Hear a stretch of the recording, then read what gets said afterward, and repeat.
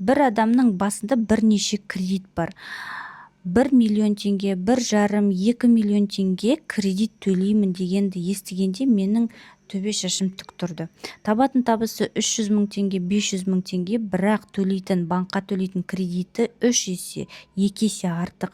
5 бала шағасы бар, оның барлығын асырау керек, зар жылап, депрессияға ұшыраған, не істерін білмей жүрген отбасылары өте көп.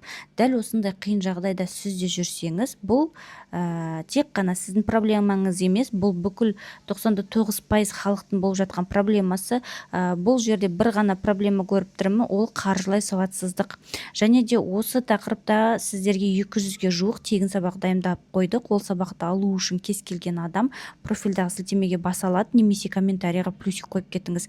Ол сабақты тыңдасаңыз да, тыңдамасаңыз да уақытыңыз бәрібір өтеді. Тыңдасаңыз өміріңіз күрт өзгеруі мүмкін. Біз сізге көмектесеміз.